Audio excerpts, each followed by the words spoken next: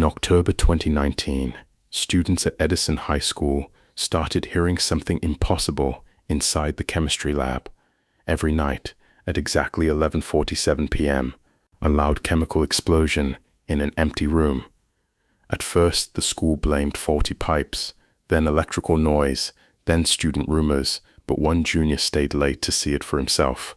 What he recorded that night forced the police to reopen a closed case. The chemistry lab at Edison High School was the oldest room on campus.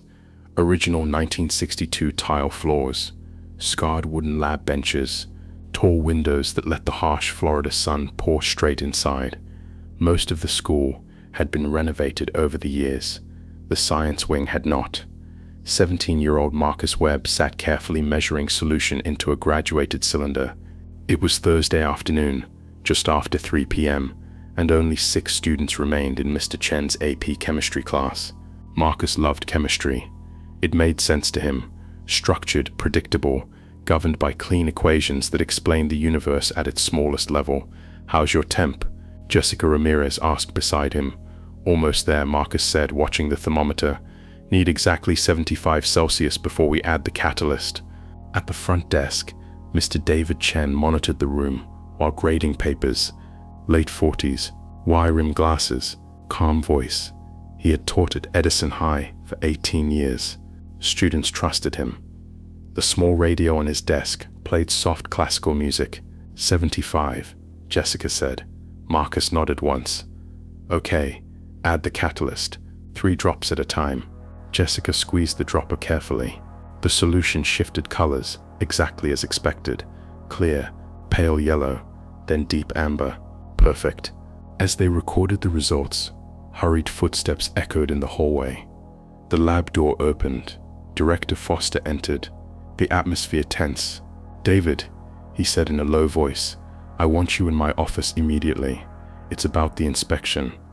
Mr. Chen frowned. "Now? I'm still here. It can't wait." Something in his voice silenced the room. Mr. Chen turned to the classroom. "Secure your experiments, clean your stations, then go upstairs and continue with your lab analyses." Marcus and Jessica completely emptied their amber solutions. Marcus forced himself to look at the door, his muscles tensing. There was a slight hint of anger on Director Foster's face. Mr. Chen's hands trembled. Mr. Chen smiled slightly when he noticed Marcus looking. "Your work today was excellent, Marcus. See you tomorrow."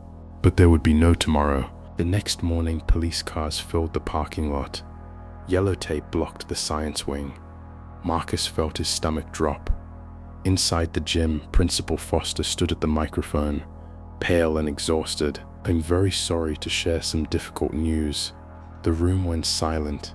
Last night, it was reported that David Chen died as a result of a serious accident in the laboratory. Marcus felt the floor tilt. No, that didn't make sense. According to the official report, Mr. Chen returned to school around 11 p.m. He was reviewing audit documents. He accidentally created an unsafe chemical mixture. A small explosion followed. First responders could not revive him.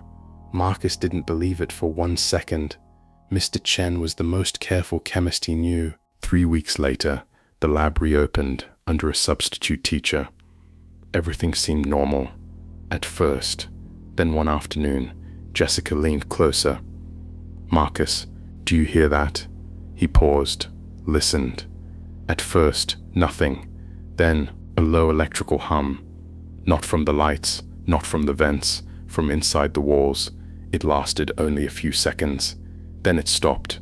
2 days later, it happened again. This time, the hairs on Marcus's arms stood up.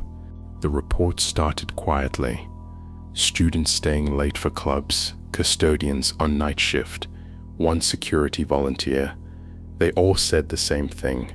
Around 11:45 p.m., a loud explosion sound came from the chemistry lab.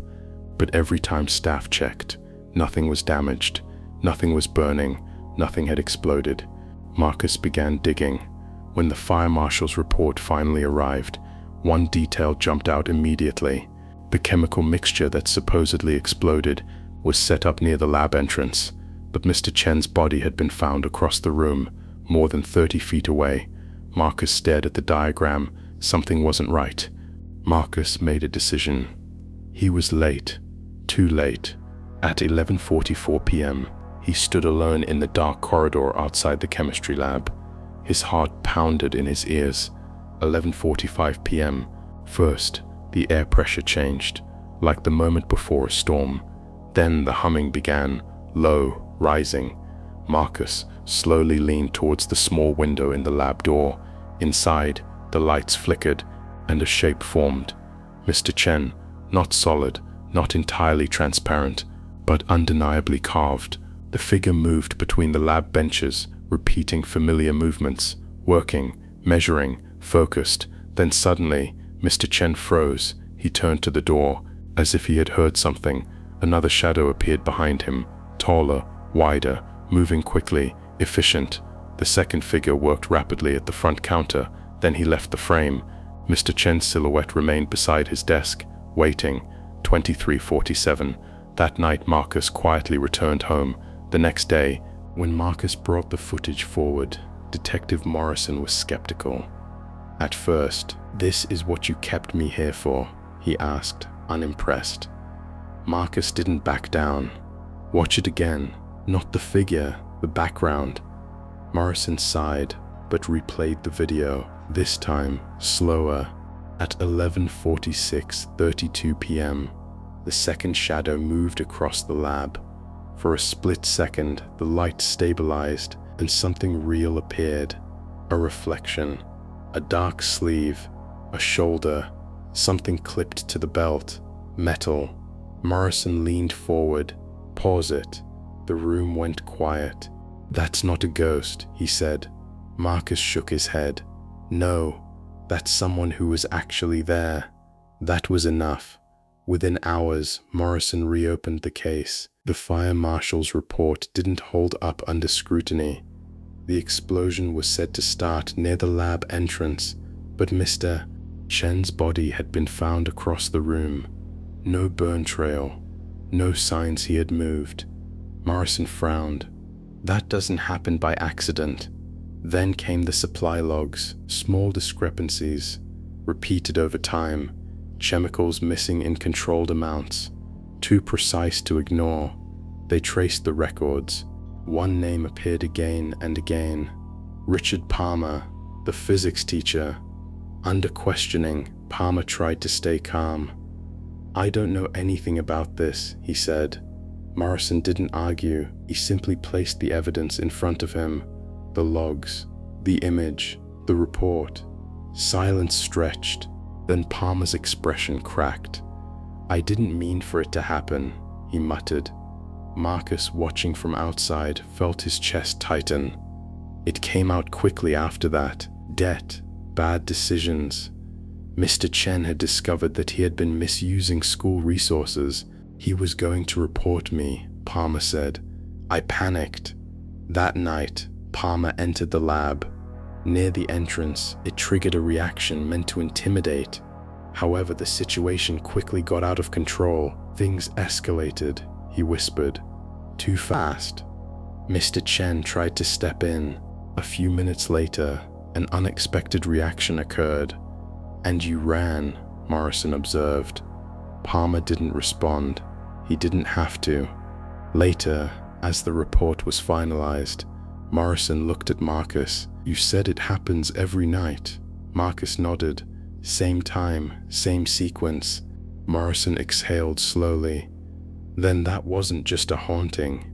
Marcus felt a chill run down his spine, because now he understood. It wasn't random. It wasn't imagination. It was the truth repeating itself, again and again, until someone finally saw it. Marcus returned to the lab the night the decision was announced. Jessica stood beside him. Mr. Chen's wife too. 23:47. The atmosphere changed. This time, only one figure appeared. Mr. Chen stood silently in the middle of the lab. He looked at them. He really looked. For the first time, his expression changed. Confusion, then understanding, then peace. He gave a small, grateful nod, and slowly, he faded and disappeared. The buzzing stopped, and the chemistry lab at Edison High School finally fell silent.